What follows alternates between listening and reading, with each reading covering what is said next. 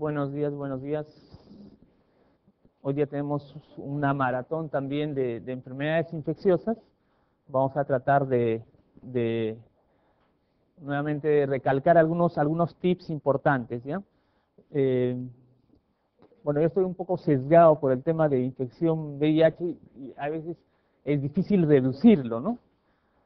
Porque vemos VIH hace más de 10 años, entonces es difícil hacer un resumen más fácil. Pero bueno, la idea es un poco, en esta sesión, la idea un poco es darle una mirada rápida, es una presentación un poco pesada, pero es darle una mirada rápida a lo que es el VIH y a lo que es infecciones oportunistas, ¿no? Yo me acuerdo en mi examen de la residencia también hubo preguntas de infecciones oportunistas, entonces es posible la posibilidad de preguntas de infecciones oportunistas. Entonces vamos a ver rápidamente el VIH. Ustedes probablemente hayan visto también estas imágenes, el tema de la epidemia en el año 81 en población homosexual fundamentalmente, y la presencia de sarcoma Kaposi y neumocistis carini, que se llamaba anteriormente, ahora se llama neumocistis girovesi, ¿no es cierto? Para que produce una neumonía, un síndrome de distrés respiratorio agudo, rápidamente progresivo, ¿no? Con alta mortalidad, ¿no? Rápido voy a pasar esto para que vean el contexto de la epidemia. Entonces, como ven, el panorama es difícil, hay más de 33 millones más o menos de personas infectadas en el mundo, ¿no? Este es del Perú, ¿no? Cómo ha ido la epidemia. Estos son los casos de SIDA, estos son los casos de VIH, y tenemos más o menos cerca de 70.000 personas al 2012, ¿no? Que tienen infección por VIH o SIDA, ¿no? Esta es una diapositiva interesante que que quisiera puntualizar, que es básicamente el tema de la epidemia concentrada. En el Perú estamos en una epidemia concentrada. ¿Y a qué se define epidemia concentrada? Tenemos una prevalencia de VIH en población vulnerable, es decir, en hombres que tienen sexo con hombres o en trabajadoras sexuales, que serían la población vulnerable. Acá está representada por hombres que tienen sexo con hombres, mayor del 5%, y prevalencia en gestantes, que representaría la población general, debería ser menos del 1%. O sea, así se define epidemia concentrada. En África, por ejemplo, están en epidemia generalizada, porque en gestantes tienen gran proporción mayor de 1% de personas que están con infección por VIH, ¿no? Entonces, básicamente en África es donde la epidemia está generalizada, y en la mayoría de los otros países, tanto Asia como América, todas las Américas son epidemias concentradas, básicamente, que están restringidas a un tipo de población.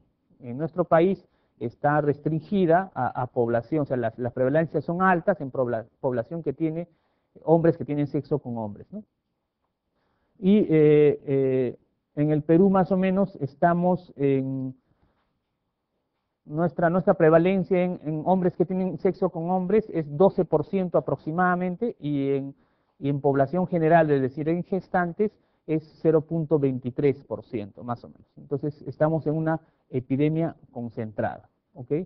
Ese es un dato bien conciso, bien preciso, que hay que acordarnos siempre. Es una epidemia concentrada, ¿ok? También ya saben que evidentemente la población sexualmente activa entre los 20 a 45 años es la población que más está afectada por el VIH, y que la relación hombre-mujer ha ido disminuyendo, ¿no? Al inicio de la epidemia, por cada 20 hombres había una mujer infectada. Actualmente la relación es de 2.7, o sea, 3-1 más o menos. Por cada 3 varones hay una mujer infectada, ¿no? Estos son los mecanismos de transmisión más importantes. La transmisión sexual es lo primordial. Felizmente en el Perú todavía no tenemos mucho problema con la transmisión por drogas endovenosas, ¿no? No hay mucha prevalencia. Lo fundamental es la transmisión predominantemente sexual, seguida por la transmisión vertical, que está aproximadamente en el 2%, y la parenteral, ¿no? El VIH, como ustedes saben, es un retrovirus del grupo del lentivirus. hay dos o sea, dos tipos de VIH, el VIH-1 y el VIH-2. El VIH-2 está restringido fundamentalmente en la zona de África, ¿no? En zona África subsahariana, y el VIH-1 está diseminado, digamos, está disperso en todo el mundo, ¿no? Tiene un periodo largo de latencia, más o menos aproximadamente, que no presenta síntomas, digamos, de aproximadamente 5 a 7 años, ¿no? Esto también es otra cosa que quisiera puntualizar.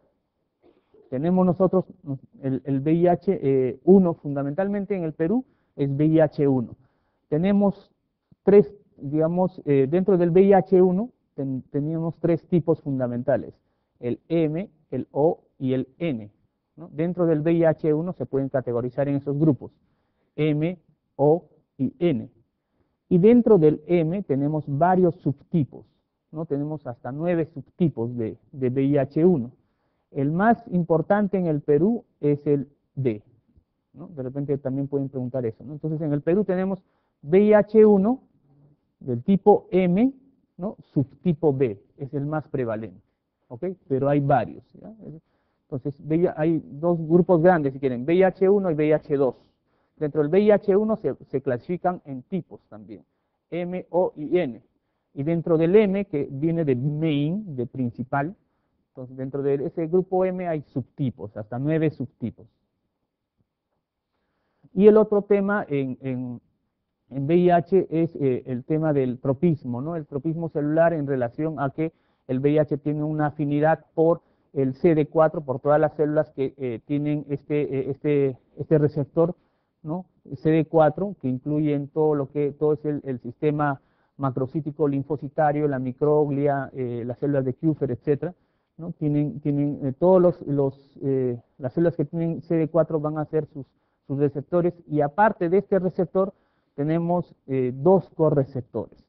Este correceptor que se llama el CXCR4 y el otro correceptor que se llama CCR5. ¿Okay? Entonces, aparte del CD4 necesitamos dos correceptores para que el virus ingrese dentro de la célula. El CD4 y el el CD4, claro, y los correceptores CXCR4 y CCR5.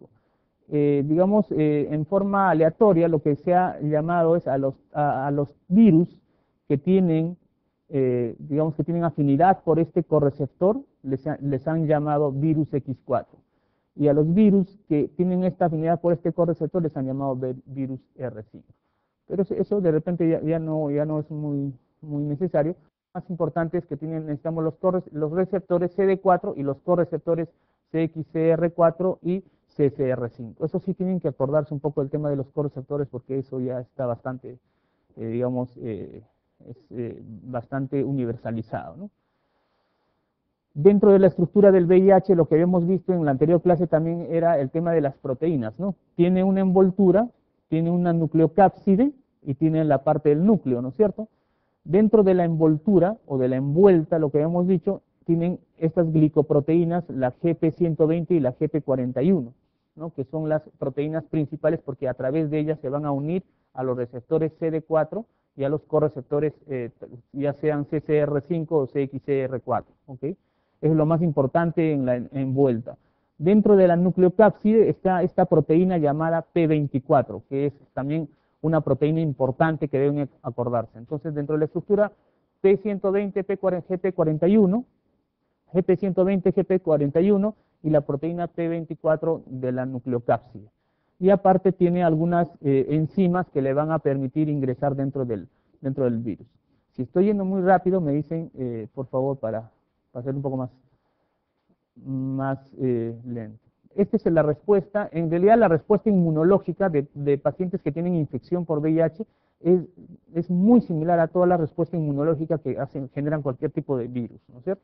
Entonces, hay un reconocimiento del epítope, ¿no? Los linfocitos CD4 que tienen el receptor ingresa el virus acá y va a producir, digamos, una activación de linfocitos B para la producción de anticuerpos, va a reclutar células natural killer, las células T citotóxicas, etcétera, va a, digamos, producir también inicialmente CD8 Entonces hay una respuesta múltiple, ¿no? Hay una respuesta celular, el producto de la infección va a producir una respuesta celular con, con reclutamiento de NK, de natural killer, etcétera, de linfocitos CD8 y también va a producir una respuesta humoral también. Más adelante también vamos a hacer. La respuesta en VIH es amplia, es bastante compleja y tampoco probablemente no conozcamos todo de la respuesta que genera el VIH. Actualmente se define a la infección por VIH una infección crónica, ustedes saben, ¿no es cierto? Entonces, incluso hay estudios que demuestran que los pacientes con VIH están en un estado de inflamación crónica permanente, ¿no? Ese proceso de inflamación crónica permanente que es producido por esta respuesta inmunológica es el que genera pues toda una serie de complicaciones, ¿no?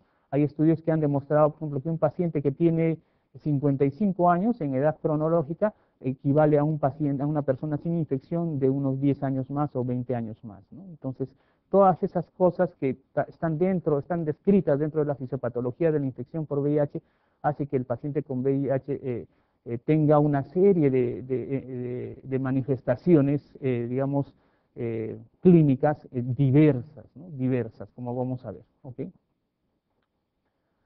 Esto vamos a pasarlo rapidito, que también la célula huésped, el correceptor, lo que les decía que no es tan sencillo como unirse, es mucho más complejo que eso, hay unión de correceptores y la fusión finalmente, ¿no? Ingresa el virus. Entonces, lo más importante es, digamos, que se acuerden de las glicoproteínas, la GP120, la GP41 y la P24, y la unión de esos glicoproteínas, GP120 al CD4, y los correceptores también, CCR5 o CXCR4. Este es el ciclo biológico, que también ya lo hemos visto, lo voy a pasar rápido, ya saben ustedes cómo más o menos funciona.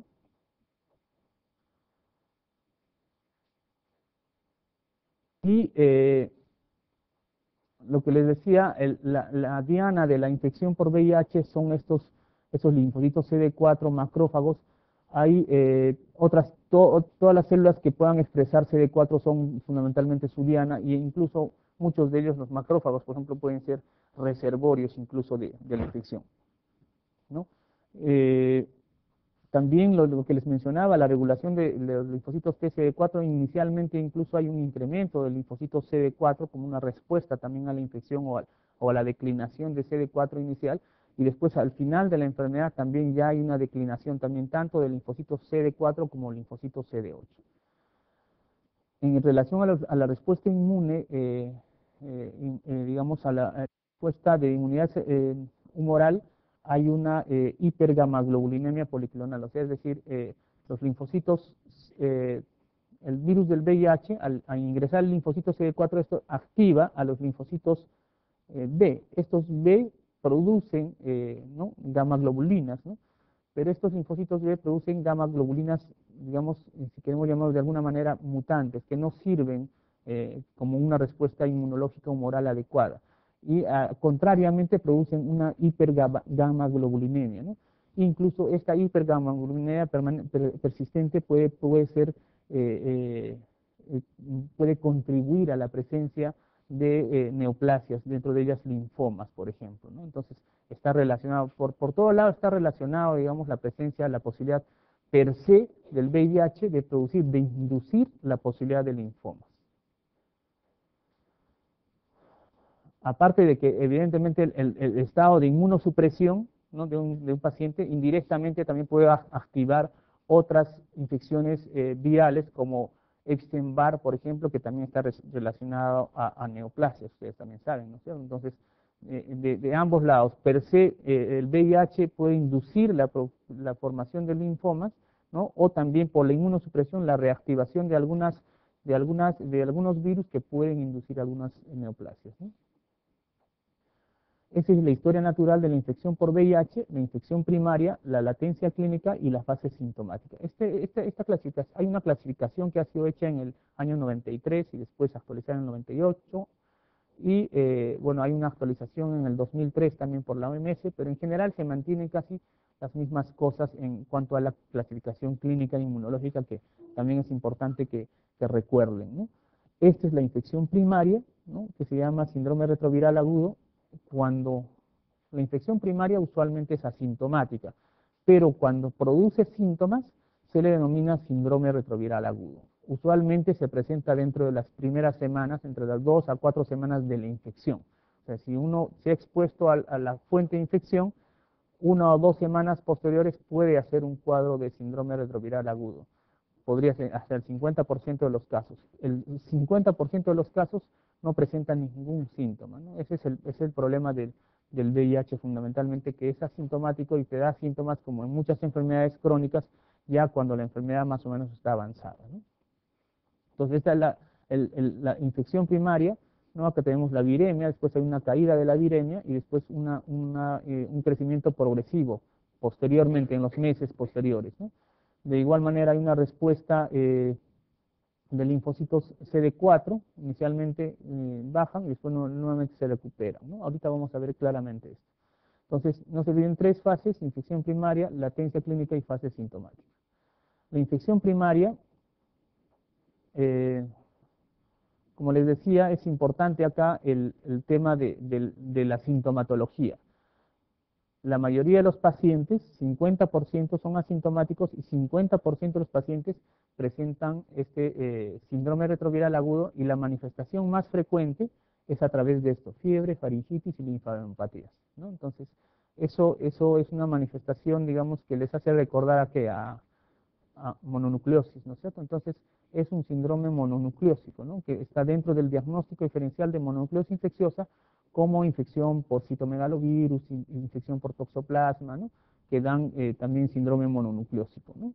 Entonces, en los casos que se presenta infección aguda y hay evidencia clínica, hay una expresión clínica, puede presentarse como síndrome mononucleósico en más frecuencia, mayormente, ¿no?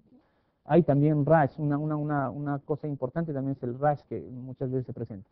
Pero en general ven, hay muchas complicaciones. O sea, hay pacientes que debutan con Guillain-Barré o una encefalitis, ¿no? Una meningitis aséptica, problemas hematológicos, etcétera. Hay una infinidad de manifestaciones que han sido descritas, digamos, ¿no? Que han sido descritas, ¿no? Cefalea, dolor atrocular, meningoencefalitis, neuropatía, etcétera. Guillain-Barré, dentro de las dermatológicas, el rash es bastante importante.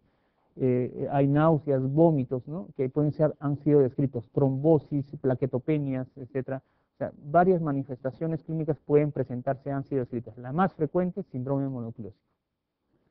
El periodo de latencia es un periodo en el cual el paciente, como lo menciona, no hay sintomatología clínica, y solamente un punto importante acá.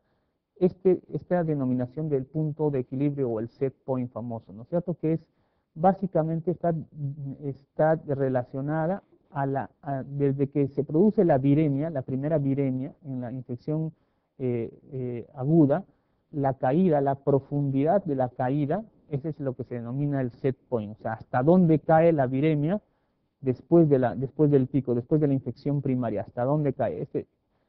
El punto más bajo se llama punto de equilibrio. ¿Y por qué le llaman punto? Este punto es importante porque depende cuándo. O sea, si yo tengo, digamos, me he infectado y después tengo 1.000.000 de copias, ¿no? A las 4 semanas.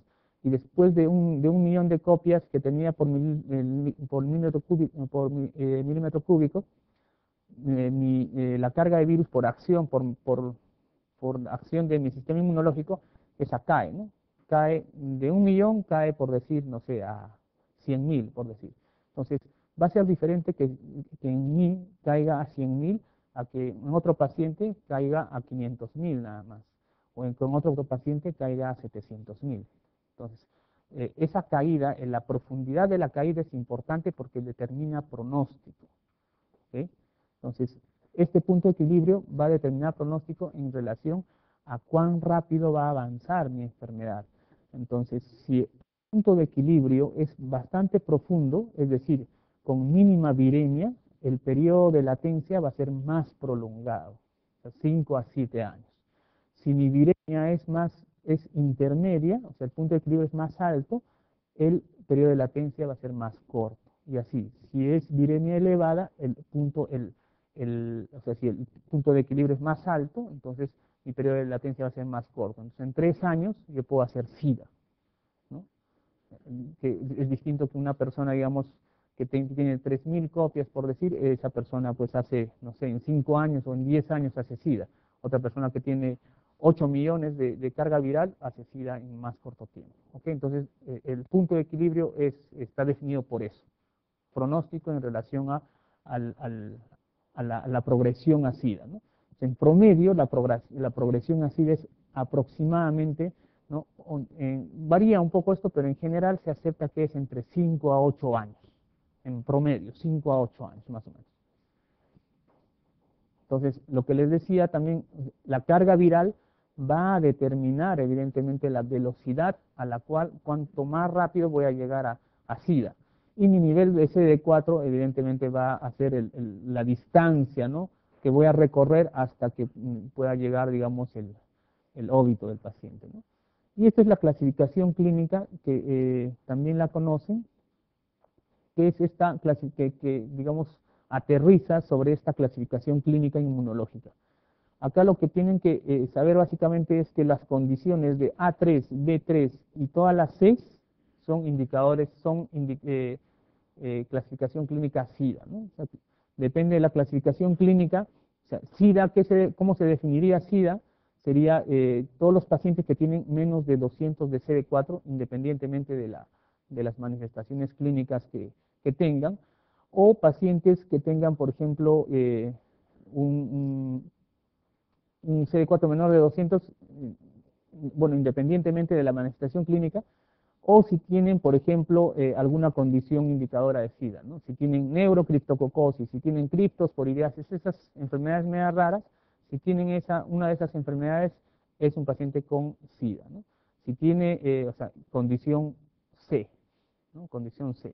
Ahorita vamos a ver las enfermedades raras. Yo no he podido hacer una mnemotecnia porque es bastante complicado sacar, digamos, pero es importante que traten de fijar. Las enfermedades raras, con nombres raros, grandes, esas son SIDA, ¿no? Porque aprenderse esto, por ejemplo, estas son las enfermedades de SIDA, son más de 25 o 30 condiciones, ¿no? Entonces tenemos acá criptococosis extrapulmonar, criptosporidiasis intestinal, ¿no? Leucoencefalopatía multifocal progresiva, ¿no? Esas cosas, ¿no? Entonces tenemos coccidioidomicosis, ¿no? Isosporiasis, ¿no? Entonces, hay muchas enfermedades, sarcoma de Kaposi, retinitis por citomegalovirus, neumonía por neumocitis girovesi, neumonía recurrente, etc. Todas estas enfermedades, y dentro de estas acá está la tuberculosis también, ¿no es cierto? La otra bueno, infección por tuberculosis pulmonar o extrapulmonar, básicamente. Entonces, son las infecciones en categoría C, ¿no? De todas maneras, hay que tratar de fijarlas rápidamente. Estas son las de categoría B, ¿no? Estas son las de categoría B que son de inmunosupresión moderada, digamos, ¿no? Entonces son angiomatosis basilar, la candidiasis oral, ¿no? Orofaringea o la vaginal son condiciones de inmunosupresión moderada, ¿no? En cambio, si yo tengo ya una micosis profunda, es una inmunosupresión severa, digamos, ¿no? Herpes zóster, 2 episodios o afectación, también es una condición de inmunosupresión moderada, ¿no? Leucoplasia oral pilosa, que es producida por un virus, ¿no? Entonces, que se presenta similar a cándida, también es una condición de categoría B. Entonces, las de categoría B son más en números son pequeñas, entonces es más fácil que se acuerden cuáles son las de categoría A y cuáles son las de categoría B, y las demás son de categoría C. Más fácil, ¿no es cierto? Entonces, en categoría A son solamente estas dos condiciones: síndrome retroviral agudo, infección asintomática, ¿no? Y la linfadenopatía generalizada persistente, que básicamente se define como la presencia de ganglios linfáticos de más de 1 centímetro, a ver, ¿cómo era esto? De más de 1 centímetro en más de 2 regiones por más de 3 meses. 1, 2, 3. ¿No? Entonces, linfadenopatía generalizada persistente es 1, 2, 3. Más de 1 centímetro de tamaño en más de 2 regiones, ¿no? Y que estén durando más de 3 meses. Entonces, si uno ve a un paciente así, le pregunta el tiempo y se encuentra en más de 2 regiones, más de un centímetro, es una linfadenopatía generalizada persistente. ¿Ok? Listo. ¿Cómo hacemos el diagnóstico? Eso también es, este cuadro es básico, este cuadro es básico para que puedan determinar cómo se hace el diagnóstico y qué yo detecto cuando hago una u otra prueba. ¿Ok? Entonces, acá tenemos, por ejemplo, el antígeno P24. ¿No? Entonces, cuando yo doso el antígeno P24, yo debo dosarlo en las primeras semanas y eso me acorta el periodo de ventana inmunológica que tenía, ¿no es cierto? Entonces, el P24 se eleva en las primeras semanas y, digamos, dentro de las 4 a 6 semanas máximo 4 a 6 semanas u 8 semanas máximo, cae el P24. Entonces, si yo quiero diagnosticar infección aguda, tendría que diagnosticarla en ese periodo, ¿no? A través de P24, ¿no? A través de P24. Porque en ese periodo es donde no puedo tener no tengo, digamos, la respuesta inmunológica y me va a salir negativa mi ELISA para VIH, ¿no? Después de las 4 a 6 semanas más o menos comienza a incrementarse el nivel de inmunoglobulinas, ¿no? Inmunoglobulinas, anticuerpos, comienzan a elevarse, pero también puede ser que el nivel que se hayan elevado no sean suficientes para ser detectados por los métodos digamos, los métodos de ELISA convencionales que tenemos, ¿no? Entonces, en este sentido, para el diagnóstico tenemos dos tipos de definiciones, por favor. Una se llama la ventana, el periodo de ventana, digamos, el periodo de ventana inmunológico, el periodo de ventana verdadero, ¿no? Y el otro es el periodo de ventana laboratorial. Entonces, normalmente, lo que siempre hemos escuchado es que el periodo de ventana es más o menos 6 meses, ¿no es cierto? Entonces, ese periodo de ventana de 6 meses es el periodo de ventana laboratorial, en realidad. O sea, hasta los 6 meses yo espero porque puede ser que los anticuerpos que se han generado no sean todavía detectables, no sean detectables por la máquina, pero sí ya hay anticuerpos.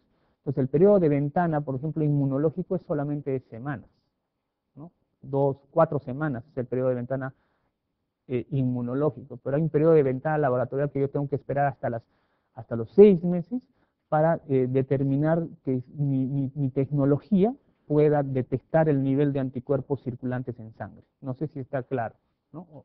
Está bien, ¿no es cierto? ¿Está bien?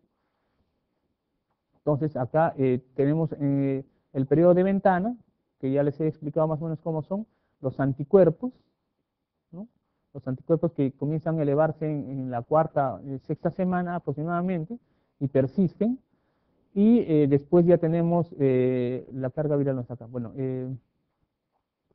básicamente eso, ¿no? Después ya el P24 también comienza a elevarse porque el P24, como es una proteína directamente del virus, entonces cuando comienza a elevarse la cantidad de la carga viral, entonces yo puedo detectar ya nuevamente P24. Entonces el P24 yo puedo detectarlo al inicio, solamente al inicio, o al final de la enfermedad.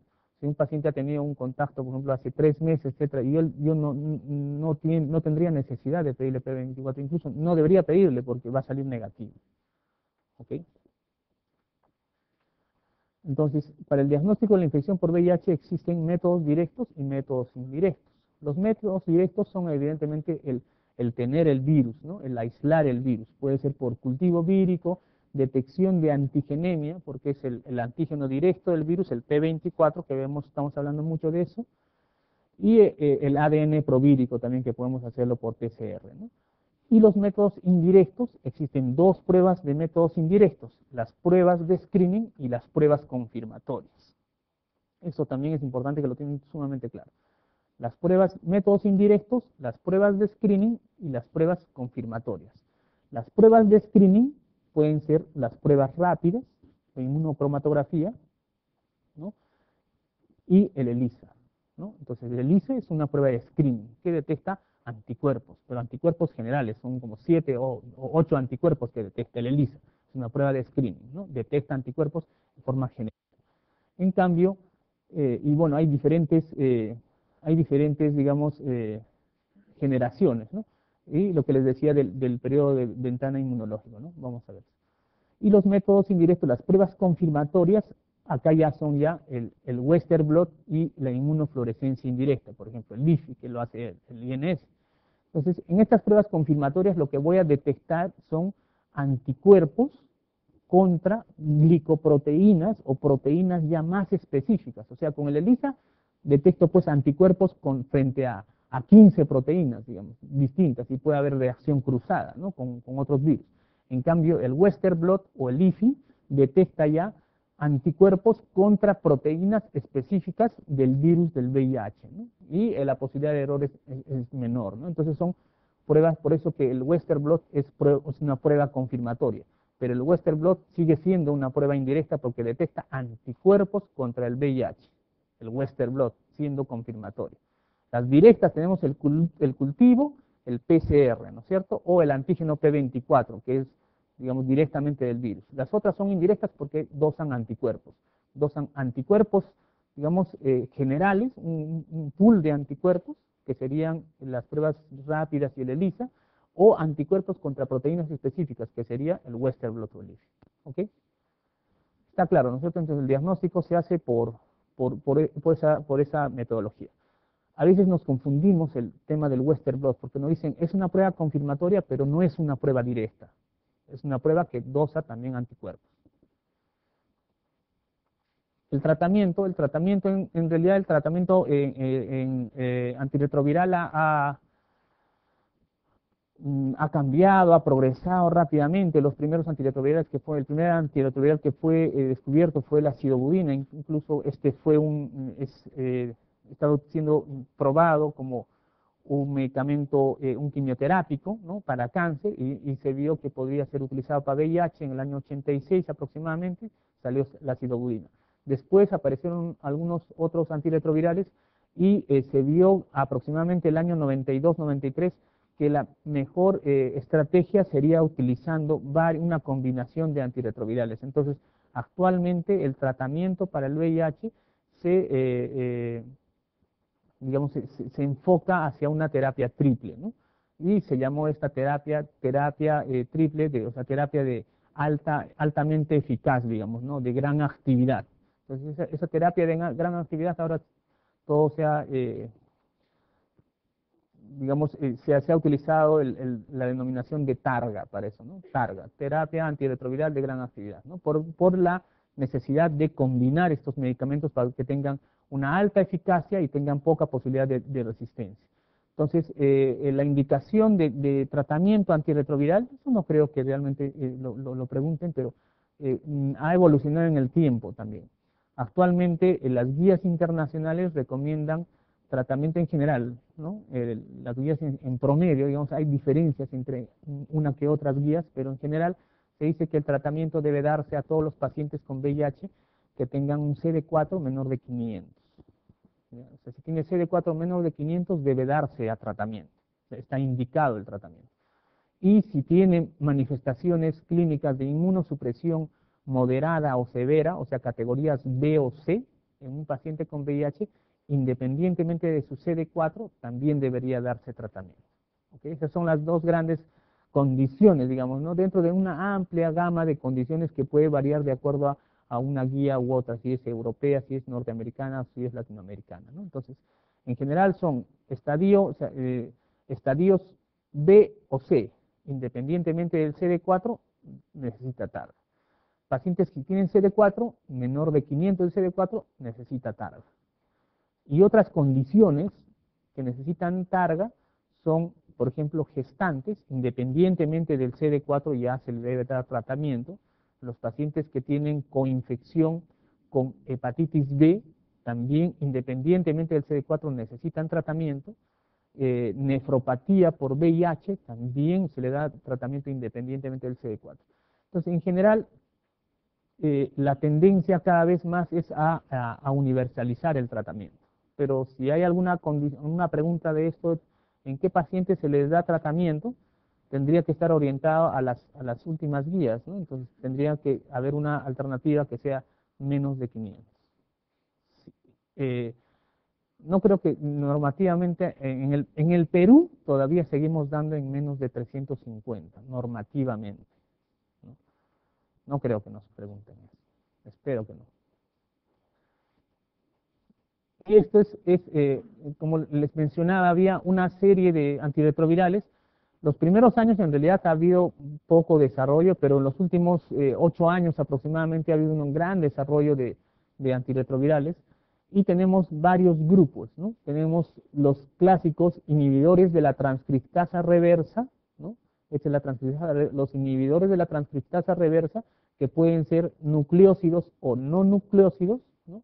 Inhibidores de la transcriptasa reversa, nucleósidos o no nucleósidos. Tenemos inhibidores de la proteasa, ¿no? Tenemos inhibidores de la integrasa, tenemos inhibidores de la fusión o de la entrada, ¿no? Y tenemos también, a ver, no aparece por acá, ¿no?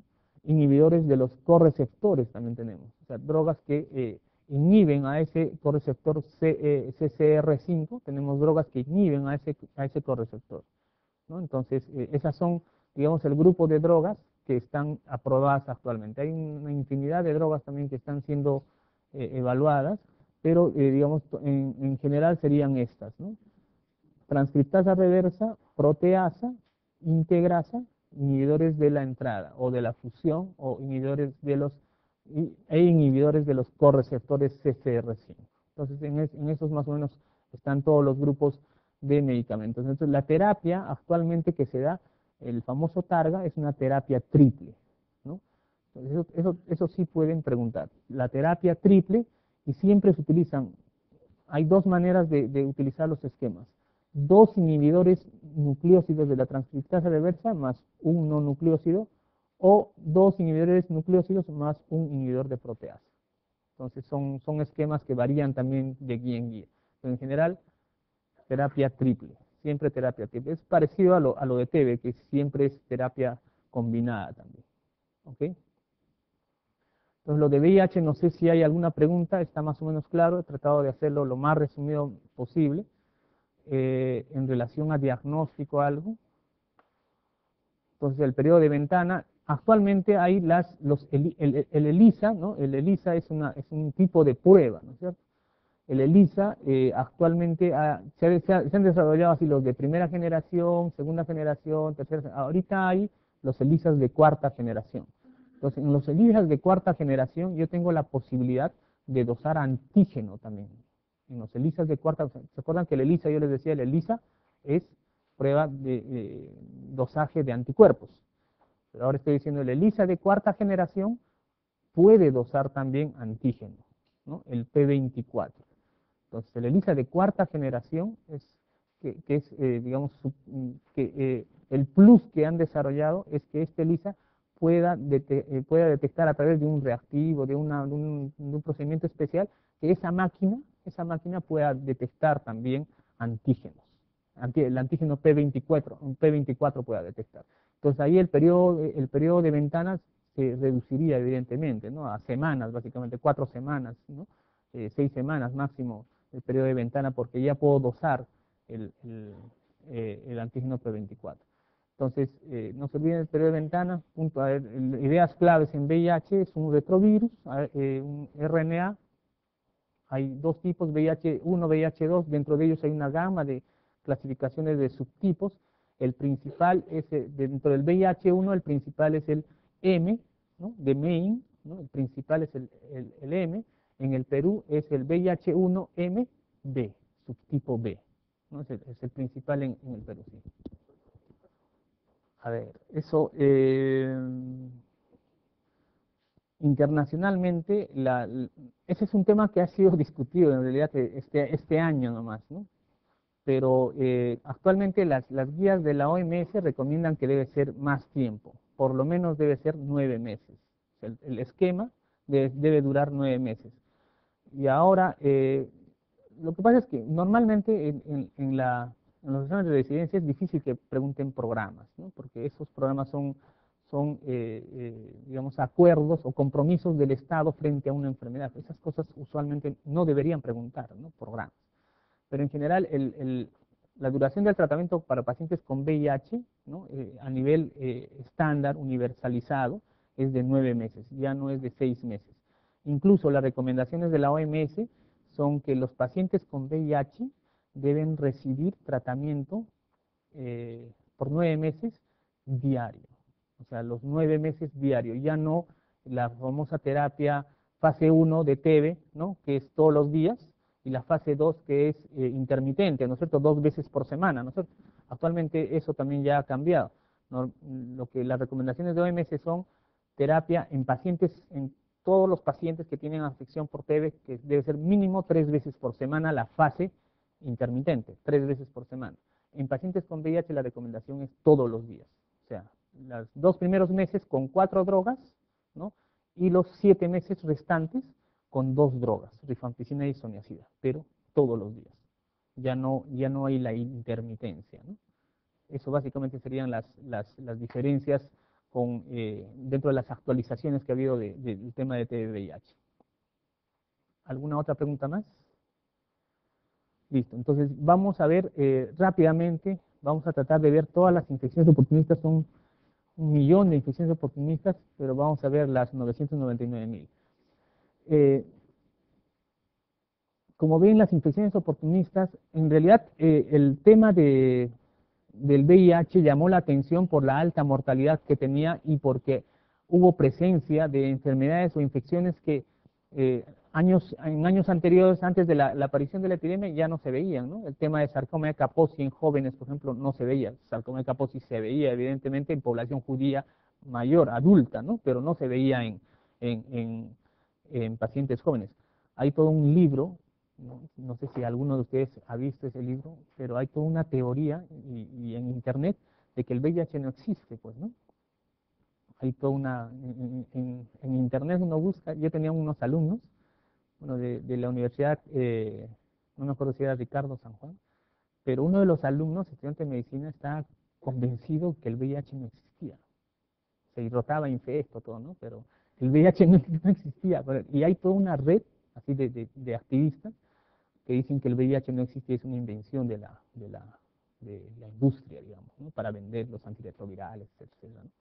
Entonces, pero hay así hasta, ¿qué se dicen estos? Cuando una persona habla acerca de su enfermedad, ¿no? Como testimonios, hay testimonios de personas, hay un libro escrito por una paciente que tenía VIH, supuestamente que ha sido curada y que ella dice que nunca ha tenido, ¿no? Es una invención. Entonces, una de las cosas que se agarran es, por ejemplo, el sarcoma de Kaposi siempre ha existido, dicen, ¿no? Y no es que ahora con el VIH está apareciendo. Eso nunca nadie lo ha dicho, ¿no? O sea, el sarcoma de Kaposi sí ha existido siempre, ¿no? Sino que el grupo poblacional al que estaba afectando era diferente en estos pacientes con inmunosupresión, ¿no? Entonces, por ahí es que es importante reconocer todas estas infecciones oportunistas, ¿no? A mí me llama la atención que un estudiante de medicina realmente crea que no existe el VIH, pues después de tanta evidencia que hay, tanto problema y tanta muerte, ¿no? O sea, por nada se están muriendo 33 millones, o no sé, están siendo infectadas 33 millones de personas, ¿no? Entonces, las infecciones oportunistas en VIH, como les mencionaba, han tomado fuerza producto de que han aparecido infecciones, por ejemplo, neumocitis girovesi, que no estaba descrito, ¿no? No estaba descrito que producía este síndrome de distrés respiratorio de alta mortalidad, ¿no?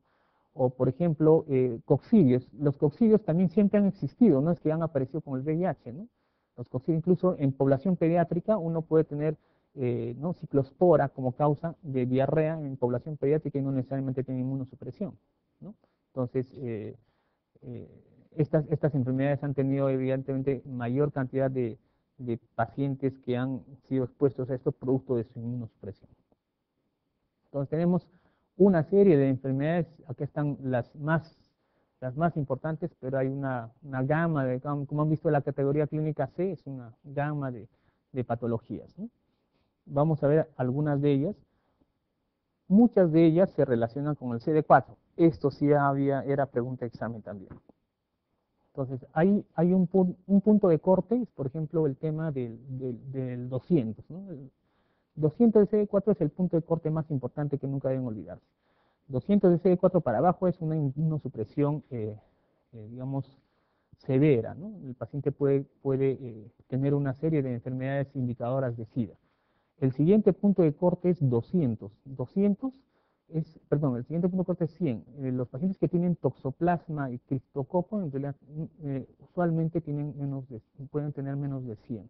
Entonces, si hay algún nivel de corte 100, también hay que hacerle caso a esa pregunta, ¿no? O sea, por ejemplo, si te dice, los pacientes con neurocriptococo o neurotoxoplasmosis se presentan usualmente con CD4 menor de 100. Eso podría ser una alternativa también.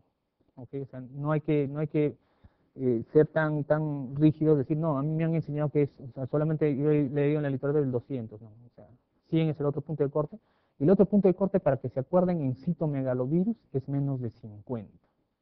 Entonces, 200 en general para todas, 100 usualmente para toxoplasma, ¿no? Y menos de 50 usualmente para citomegalovirus. O sea, la mayoría de los pacientes con citomegalovirosis tienen CD4 menor de 50. Eso no quiere decir que otros no puedan desarrollar, ¿no? Todos están en riesgo, menos de 200 tienen en riesgo de presencia de estas infecciones, ¿no? Pero menos de 50, digamos, es un criterio para citomega, ¿no? Para pensar en citomegalovirosis. Y este es el complejo Mycobacterium avium también, que aparece en CD4 bastante bajos. Entonces, la diarrea es una de las digamos, infecciones oportunistas o el cuadro clínico que se presenta con mucha frecuencia en los pacientes con infección por VIH, ¿no? Y que tienen CD4 menores de 200, ¿no? Entonces, el 90% de los pacientes tienen esta manifestación clínica, ¿no? Y esto también es importante, el 20% no se determina el agente causal. En esto podría ser por la sensibilidad y especificidad de las pruebas diagnósticas, ¿no? Que tienen su limitación evidentemente, o también que hay una enteropatía por VIH también, por ejemplo, ¿no? Entonces, que produce también diarrea, ¿no? Entonces, eso no podemos determinar, ¿no? Entonces, el VIH también produce una serie de, como les he manifestado dentro del cuadro clínico, serie de afectaciones, ¿no? O sea, produce problemas hematológicos, problemas endocrinológicos, problemas renales, problemas gastrointestinales, hay gastropatía por VIH directamente causada por el VIH, encefalopatía directamente causada por el VIH y no necesariamente por inmunosupresión, ¿no? Entonces el 20% no se logra determinar las causas. Las causas más frecuentes son estos, ¿no? Entonces, ¿cuál es la primera causa de diarreas en pacientes con inmunosupresión o en pacientes con SIDA? ¿No? Los coccidios. Eso también como un tip para grabarse, ¿no? La primera causa de diarreas en pacientes con SIDA, los coccidios, ¿no? Dentro de ellos isospora, ciclospora, microspora, ¿no? Esos son los más frecuentes, los coccidios. ¿Okay? Después ya vienen Giardia, otras enteropatógenas, ¿no? Por ejemplo, Shigella, E. coli, Salmonella, otros virus y enteropatía por VIH, que es un diagnóstico de descarte, como les había dicho, ¿no? El tratamiento, usualmente como los coccidios son la primera causa, usualmente se cubre, se da tratamiento para coccidios, ¿no? ¿Y cuál es el tratamiento para coccidios? Es cotrimoxazol, ¿no? A dosis altas. Entonces, en diarrea por VIH, en diarreas en pacientes con SIDA, que son, y el paciente no está tomando profilaxis, entonces iniciamos con cotrimoxazol para cubrir esos coccidios. La duración de tratamiento usualmente es 5 a 7 días, ¿no? Dentro de las complicaciones respiratorias en pacientes con VIH-Sida, tenemos tuberculosis y neumocistis girovesi. Esas son las complicaciones más frecuentes, digamos, dentro de las complicaciones respiratorias. Y evidentemente, las manifestaciones respiratorias en pacientes con SIDA dependen del CD4. Si su CD4 es más de 200, usualmente ya no es neumocistis, no puede ser tuberculosis o una neumonía bacteriana común y corriente, una NAC, una neumonía adquirida en la comunidad. Si su CD4 es menos de 200, ahí sí puede ser tuberculosis, puede ser neumonía adquirida en la comunidad, puede ser neumocistosis. Si su CD4 es menos de 50, a todas estas le agrego neumonía por citomegalovirus. ¿Okay? Entonces, nuevamente, los cortes en esto, lamentablemente en SIDA, tiene que ver mucho el tema del CD4 y en qué nivel de CD4 está el paciente. Entonces, tuberculosis es una condición de SIDA, ¿no? Si bien es cierto es una condición de SIDA, pero se presenta también en nuestro país como una, por ser endémicos, se presenta en cualquier estadio, ¿no? O sea, pacientes pueden tener SIDA o no pueden tener SIDA y hacen coinfección, ¿no?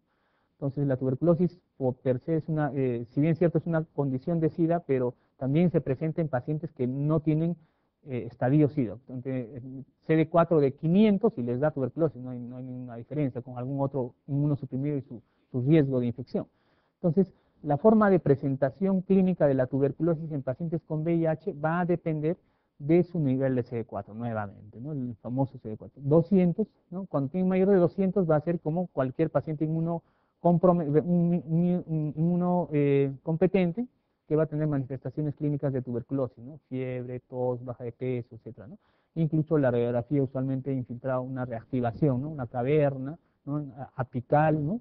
Entonces, esas manifestaciones, y vaciloscopía de K3 cruces, ¿no? Etcétera. Entonces, las manifestaciones clínicas radiológicas, bacteriológicas de la tuberculosis en pacientes inmunocompetentes que tengan VIH, o sea, tienen CD4 mayor de 200, son idénticas. Las manifestaciones cambian cuando el paciente es inmunosuprimido. Si tiene CD4 de menos de 200, ahí todo cambia en un paciente que tiene con infección de VIH. Entonces, clínicamente, bueno, pueden tener fiebre, baja de peso, ¿no? Pero eso también puede ser por el VIH, ¿no es cierto? Entonces, pueden tener tos, a veces menos tos tienen incluso los pacientes con VIH que tienen TB dentro de la clínica. Dentro de la radiología, usualmente ellos no hacen cavernas, porque la caverna es una respuesta inmunológica, ¿no es cierto? Entonces, los pacientes con VIH que tienen TB no hacen cavernas, ¿no? Y usualmente el infiltrado radiológico en pacientes que tienen TB y VIH, ¿no? Y con inmunosupresión severa, los infiltrados son basales. No son apicales, sino son basales. Y la vaciloscopía usualmente son BK negativos. O sea, si la sensibilidad del Ciel-Nielsen para el diagnóstico de tuberculosis es 75% en pacientes inmunocompetentes, en pacientes con VIH llega al 30%. ¿No? O sea, no me hace diagnóstico el BK en pacientes con VIH, inmunosupresión severa. Es difícil que salgan BK positivos. ¿Por qué no son BK positivos? Por lo que les he dicho anteriormente, no hacen cavernas. No hacen, o sea, porque la baciloscopía, el que sean bacilíferos, es porque una caverna se ha abierto a un bronquio y por ahí están saliendo los bacilos, ¿no es cierto? Entonces, los pacientes con VIH usualmente no son baciloscópicos. La otra diferencia importante, en los pacientes inmunocompetentes, el 85% hacen formas pulmonares, en el caso de TB, ¿no? Formas pulmonares, 85%. El 15% formas extrapulmonares. Esa es la relación normal. En pacientes con VIH inmunosupresión severa, más o menos aproximadamente el 60% hacen formas extrapulmonares. O sea, en pacientes con inmunosupresión severa, la mayoría hace formas extrapulmonares, hace formas sistémicas, ¿no? Y incluso, como hacen formas sistémicas, uno puede tener hemocultivo positivo a Mycobacterium tuberculosis en un paciente con VIH. Con las limitaciones que tiene el hemocultivo para TB, que demora 45 días, etcétera, ¿no? Pero crece en pacientes más con VIH, con inmunosupresión severa, es más factible hallarlos. ¿Okay? Entonces, esas serían más o menos las diferencias. El tema de coinfección TB-VIH es un mundo también, otro mundo. Entonces, los tips en este caso serían las manifestaciones clínicas son diferentes si tienen inmunosupresión severa o no, ¿no? Si es mayor de 200, la clínica igual que TB, en inmunocompetente. En menos de 200, ahí sí las manifestaciones clínicas, radiológicas, bacteriológicas cambian. Se hace más difícil el diagnóstico de pacientes con TB y VIH. O sea, el diagnosticar tuberculosis en un paciente con inmunosupresión severa es bastante complicado. No es tan sencillo. En el caso de neumonía por neumocitis, le había dicho en la anterior clase que era un agente etiológico medio extraño porque era un hongo, parecía un protozoo y se trataba con antibióticos, ¿no? Entonces, este neumocitis famoso produce un cuadro clínico de distrés respiratorio, o sea, ahí es así contundente, ¿no? Tos y distrés respiratorio. Es un paciente que hace un problema de insuficiencia respiratoria progresiva, ¿no? En 2 semanas más o menos hace un infiltrado tipo, ¿no? tipo intersticial, así como una neumonía viral más o menos, ¿no? Una insuficiencia respiratoria marcada, no sé si han visto alguna vez esos pacientes ustedes, pero es clásico, digamos, ¿no? Es un paciente que uno lo ve ¿no? Y no luce tóxico, nada, ¿no? Uno lo ve bien, pero lo ve hiperventilando, ¿no? Camina y hiperventila, ¿no? Está sentado, no está haciendo actividad y está hiperventilando, ¿no? Entonces, en un paciente, digamos, sexualmente activo, de unos 25 o 30 años y que ven en esas condiciones, y si yo le encuentro algún otro estigma más de inmunosupresión y una placa como esta, es neumocistis quiroesi, ¿no? O sea, neumocistosis, o una neumonía atípica también, estaría dentro del cuadro de neumonías atípicas también, ¿no? Entonces, infiltrado intersticial o más es intersticial o alveolar, difuso bilateral, bilateral. 30% tienen radiografías normales, por lo menos en las fases iniciales, ¿no? Después, conforme la enfermedad avanza, evidentemente el patrón de un día para otro puede variar una radiografía, o en horas puede variar una radiografía. Lo que está normal en la mañana, en la tarde de tomas es un infiltrado, digamos, intersticial, ¿no? Entonces, tienen mucho compromiso respiratorio porque es un patrón intersticial fundamentalmente, ¿no? El intercambio se altera totalmente, ¿no? Rápidamente, ¿no? Y con una tinción de Jensen, no se ve acá, pero claramente son unos quistes que se puede ver, los quistes de neumocistis. ¿Ok? Entonces una radiografía normal, por ejemplo, es de mi paciente, este es del 3 de marzo, este es después de un mes ya casi, ¿no? Normal del mismo paciente, ¿no? Igual, ¿no? Entonces las complicaciones, esta complicación es, hay criterios de severidad. Uno de los criterios de severidad es, por ejemplo, si tiene un PO2 menor de 70 y una gradiente alveolo arterial mayor de 30, es un criterio de severidad. Ese paciente va a necesitar corticoides, probablemente ventilación mecánica.